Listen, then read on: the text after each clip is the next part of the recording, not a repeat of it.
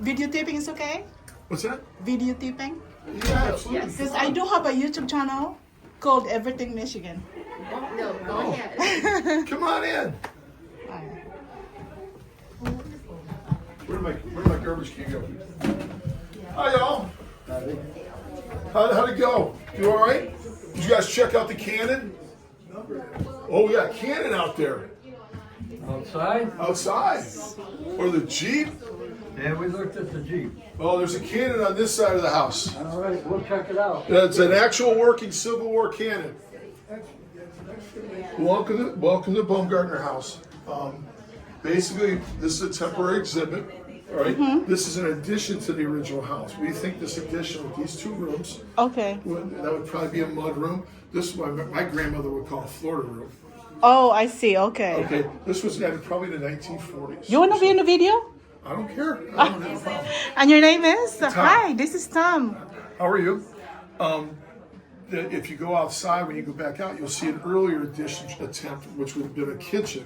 I For the see. original owner, you'll see a tar line on the side of the house. Okay. This is our salute to veterans for Veterans Day. We're gonna have this for today, and we'll have this in November as well. Oh, And some of okay. the things you're seeing, that jacket right there, and this. Okay, this jacket? Yeah, Is that this? jacket, this lady? Okay, this is for World War II. Yes, it is, and this it's her uniform right here. Oh, okay. And her name is Dorothy Jean Rose. She was Okay, here. She said you want to be in a video. Here. Hold on. I'll put she you was into in the the Red spot. Cross. She was in charge of entertaining the troops. Oh. And then she was overseas in France and Germany. Okay. And this is her jacket. That's And her jacket, okay. So she had the soldiers that she took care of gave her the patches of what unit they belonged to or some pins. Oh. And so that's what she brought back of all the soldiers that she took care of. Oh, that's the awesome. front, and the Yeah. pictures there, the back of the jacket. Oh, This look is at on that. loan from her daughter, Okay. and we have to make sure we can take care of it, give it back. Right. This right here would have been a Red Cross World War I nurse's hat. Oh, okay. And what they did was, it's the same type of material. They would have constructed a mask to go after it. Yeah. Because if we think of COVID, Uh-huh. in 1918 they had a huge outbreak of Spanish flu Yeah, at the end. that's right, here. So they did that. Okay.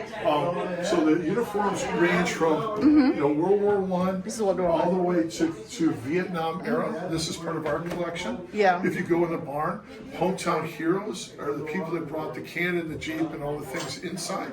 Okay. And Zach and his family do a wonderful job, and reenactors and everything, So most of this is from World War I. The things that in the glass is a songbook.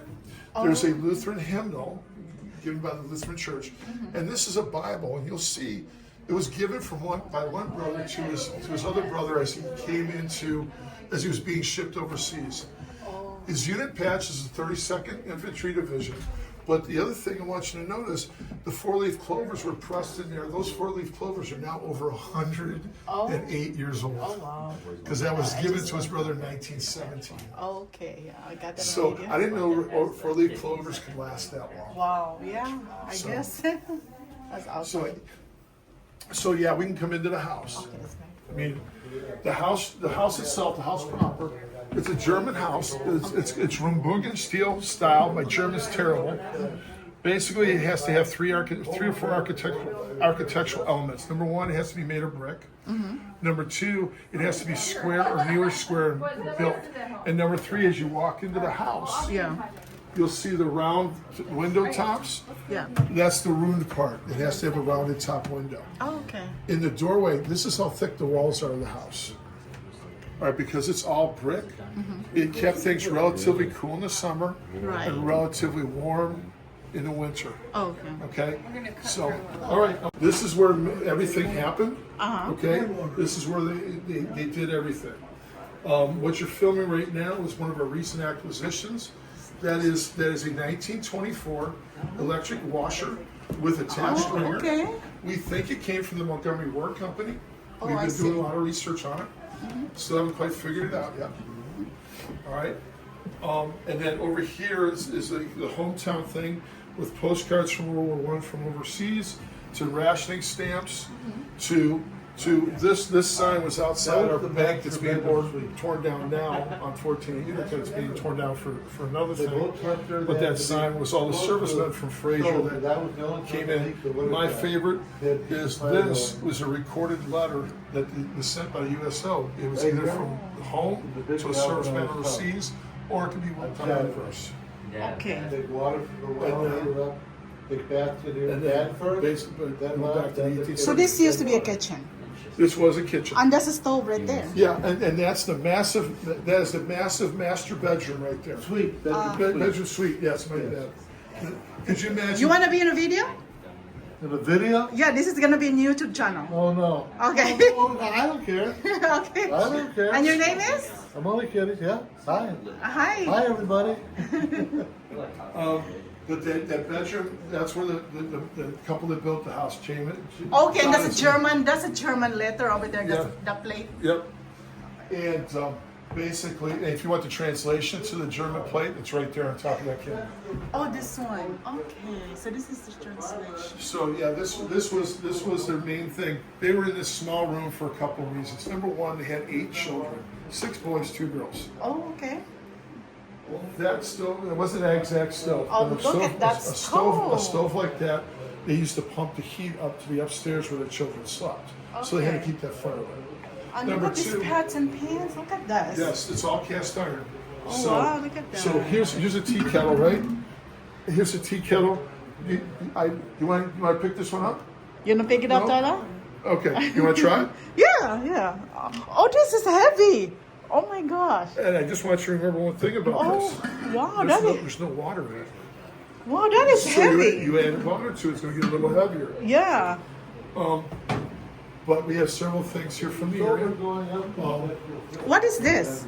That is a coffee grinder from Shots Okay, Grocery. coffee. That donated Shots is a little grocery store. Okay. It's about a mile and a half, not even about a mile and a half up the road on 14 Utica. Okay. Oh, okay. So and when they modernized, we were able to get that piece. Okay. And so that's kind of with our. We have a what is it table over here with some of the kitchen devices that back in the day you can kind of guess what it is and take a peek at it and see if you're right. Oh, look at that.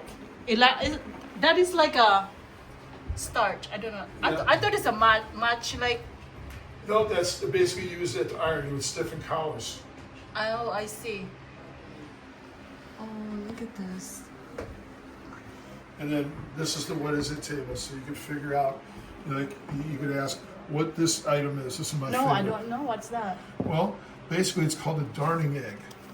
Oh, And so you would put your sock on it, and you would sew your sock up.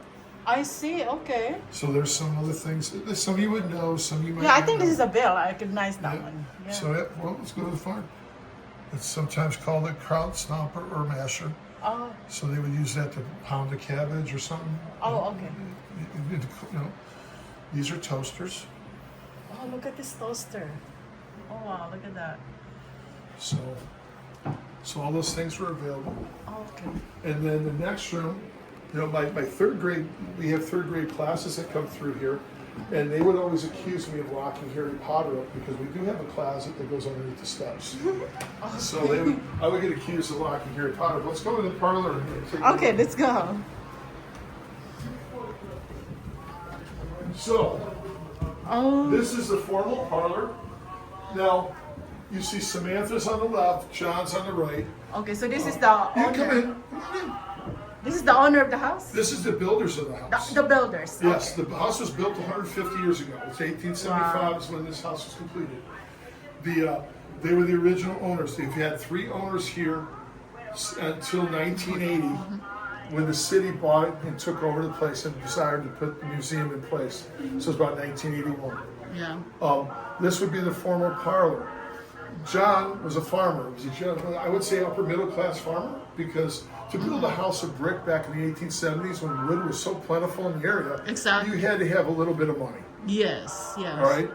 The farm itself would be about 80-ish acres. It would stretch from this corner all the way to Groesbeck, and then all the way up to 14 Mile.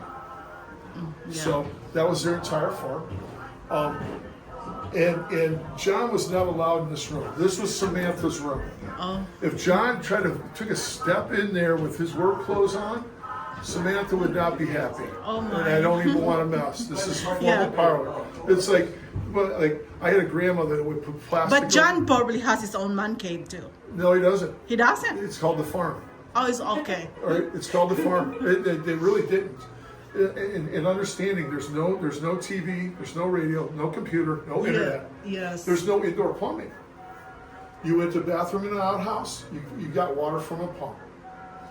So everything in here, you would entertain in here, guests for businesses. You would gather in here after Sunday church, when you're wearing your best clothes. Yeah. But this was a formal parlor.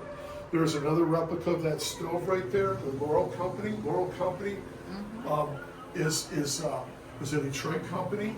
If you've ever been to the state fairgrounds, the little state fairgrounds, you saw that huge stove out there. That was from the Laurel Company. One of the Detroit Historical Museum down in Detroit does a great job of showing this as an early manufacturing thing that Detroit had almost exclusively. So, and you see the artwork and the design work on that stove or that heater. It's fabulous. The other thing you would say is entertainment being important. Most people would be able to afford it if they could. You would have some kind of keyed instrument. Here's an organ, not of the things, or at least a very simple piano. You would be able to sing Christmas carols. You'd be able to sing. Right. That would be important. Right. But there's a couple things like "Goodbye France" is a World War I sheet music from Irving Berlin, and then the Victory Polka is from World War II, I believe, and those are again important things for entertainment. Yeah. What you're hearing behind me is a 1905 Edison cylinder phonograph. It is right behind me. Now I'm going to move the speaker because ours actually works, but we try not to tax it, being that it's 120 years old. Right. So it's right there. This would be the speaker. You would hook it onto that. But basically, stay. You good? Basically, you would lift the needle up, which is here. You would take the record or CD player of the day, which is this. You would slide it on. You would crank the handle behind the flags right there. You would crank that handle, and then you would put the needle back down, and that's what you're hearing. Now we recorded ours, and that's it, with using another ancient technology called an MP3 player. Okay, yeah. But we just don't want to use wear and tear on our stuff.